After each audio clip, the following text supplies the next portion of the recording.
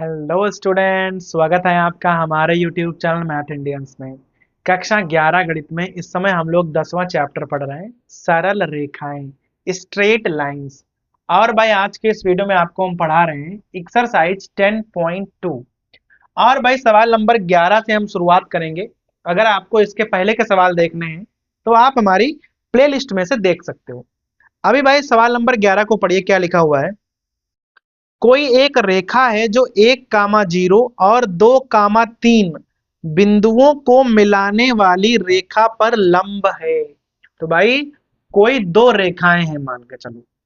एक रेखा इस प्रकार से है, भाई ये रेखा हमारे पास है, बिंदु है आपके 1,0 और भाई दूसरा बिंदु है आपके पास 2,3। ये रेखा आप मान लो ए बी है। और जो आपको रेखा ज्ञात करनी है वह रेखा इस रेखा पर लंब है। ठीक है, तो भाई मान लो इस रेखा का नाम हम PQ मानकर चलते हैं। तो PQ रेखा का समीकरण आपको ज्ञात करना है। और जो PQ रेखा है वह AB पर लंब है, ऐसा भाई सवाल में लिखा हुआ है। A और B के ना आपको निर्देशांक भी मालूम है। उसके अलावा एक और बात मालूम है कि उसको 1:n के अनुपात में विभाजित भी करती है। जो हमारी PQ है ना, वो उसे 1:n में विभाजित करती है। किसे? AB रेखा को। अर्थात जो ये C बिंदु है इसे 1:n के अनुपात में विभाजित करता है।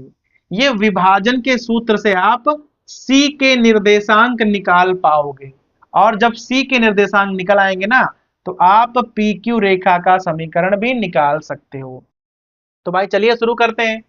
सबसे पहले आपको ए और बी दोनों बिंदु मालूम है, जिसकी सहायता से हम रेखा ए बी की ढाल निकालेंगे। देखो यहां आप लिख लो, जो हमारा ए है 1,0 है और जो भाई बी है वो है 2,3। इस पर आप डाल लो x1 y1 और भाई ये हो जाएगा आपका x2 y2। फिर आप यहां लिखोगे रेखा ए बी की ढाल। तो भाई ढाल m बराबर निकालो यहां से। m को आप चाहो तो m1 कर देना। भाई सूत्र क्या लगाओगे? y2 minus y1 upon x2 minus x1। जो भाई रेखा की ढाल का सूत्र होता है जब आपको दो बिंदु मालूम हो तब। मान रखना है केवल y2 का मान है 3, y1 है 0 और भाई x2 है 2 और x1 है 1। तो यहां पर कुल मिलाकर आंसर आ जाएगा 3। तो देखो रेखा ए बी की ढाल आपको मालूम पड़ गई है कि भाई इसकी ढाल कितनी है? ढाल है 3। अब अगर रेखा ए बी की ढाल आपको मालूम है तो रेखा पी क्यू की ढाल भी आप निकाल सकते हो, क्योंकि दोनों रेखाएं आपस में लंबवत हैं। भाई यहां पर लिखोगे क्योंकि जो हमारी पी क्यू है वह ए बी पर लंबवत है, इसलिए PQ की ढाल आप निकाल सकते हो। भाई सूत्र लगाओगे M2 बराबर -1 अपॉन M1। M1 गुणे M2 बराबर -1 होता है जब रेखाएं लंबवत होती हैं। मान रखना है केवल -1/3 हो जाएगा। अब आपको PQ रेखा का समीकरण ज्ञात करना है, इसलिए हमने PQ की ढाल निकाल ली है।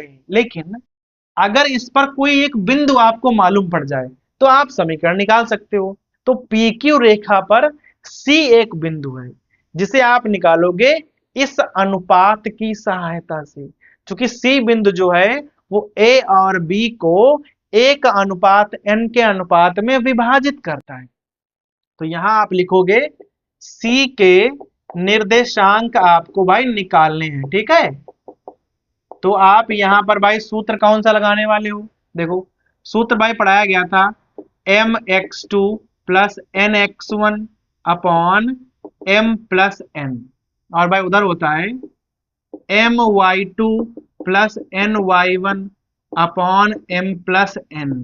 जहां पर m अनुपात n में आप किसी बिंदु को काटते हो ना तो भाई ये वाला सूत्र लगता है। देखो जो यहां पर सूत्र में अनुपात होता है वो होता है m अनुपात n। तो m का मान 1 है, और भाई n का मान आपको n रखना है। x1 y1 x2 y2 आप यहां से लेने वाले हो, तो भाई मान रख लो। देखो जहां m होगा वहां आप 1 रखोगे, तो देख लो पहले x2 का मान क्या है, 2 है, तो हो जाएगा 1 गुणे 2 प्लस n की जगह पर आप n ही रखने वाले हो, तो n गुणे x1 का मान है 1 और यहां हो जाएगा 1 प्लस n, इस प्रकार से। फिर m का मान है 1 और भाई y2 का मान है यहाँ पर 3, n का मान तो n है, y1 है आपका 0 और यहाँ हो जाएगा 1 प्लस n। अब भाई इसे थोड़ा सा ना सरल कर लो, देखो यहाँ हो जाएगा 2 और यहाँ हो जाएगा n, तो आ जाएगा 2 प्लस n और यहाँ 1 प्लस n, कॉमा ये वाला 0 हो जाएगा, तो यहाँ आ जाएगा 3/1 प्लस n। इस प्रकार से आपको C के निर्देशांक मालूम पड़ जाएंगे। देखो अब आप PQ रेखा का समीकरण निकाल सकते हो, कैसे? क्योंकि आपको PQ की ढाल भी मालूम है और PQ पर एक बिंदु स्थित है C, उसके भी आपको निर्देशांक मालूम है, एक बिंदु मालूम है, ढाल मालूम है, तो आपको बिंदु ढाल रूप निकालना पड़ेगा। तो यहां आप लिखोगे PQ का समीकरण, तो भाई सूत्र कौन सा लगाओगे, y माइनस y1 बराबर m का मान जो है हमने m2 लिखा हुआ है, जो PQ की ढाल है उसको हमने m2 लिखा था, तो भाई यहाँ m2 ही लिखेंगे। वैसे सूत्र में तो m होता है, लेकिन चूंकि हमने ढाल को m2 लिखा है तो m की जगह हम लोग m2 का यूज करने वाले हैं। देखना y माइनस ये आपके x1 y1 हो जाएंगे, तो भाई ये y1 का मान है 3/1 प्लस n बराबर m2 का मान है -1/3, यहाँ x माइनस 2 प्लस n और यहाँ 1 प्लस n, इस प्रकार से हो जाएगा। अब भाई यहाँ पर ना थोड़ा हल कर लो, पहले यहाँ आप एलसीएम ले लो, तो हो जाएगा 1 प्लस n गुणा हो जाएगी y के साथ में -3/1 प्लस n, इस प्रकार से आ जाएगा, बराबर में है -1/3। भाई यहाँ पर भी आप गुणा कर लो, पहले x से गुणा होगी तो आ जाएगा 1 प्लस n इंटू एक्स -2 और -n, 1 प्लस n यहाँ पर भी आ जाएगा।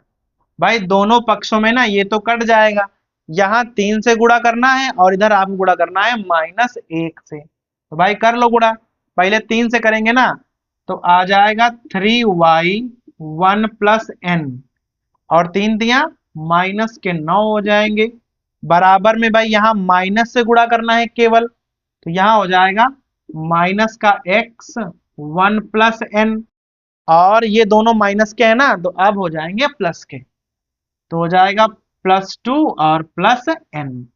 x वाला पार्ट आप इधर उठा लो, तो भाई x 1 plus n plus 3y 1 plus n, 9 ना उधर चले जाएंगे, माइनस के हैं तो उधर जाएंगे तो प्लस के हो जाएंगे, तो 9 और 2 11, तो इधर आ जाएगा 11 प्लस n और भाई यही आपका आंसर हो जाएगा।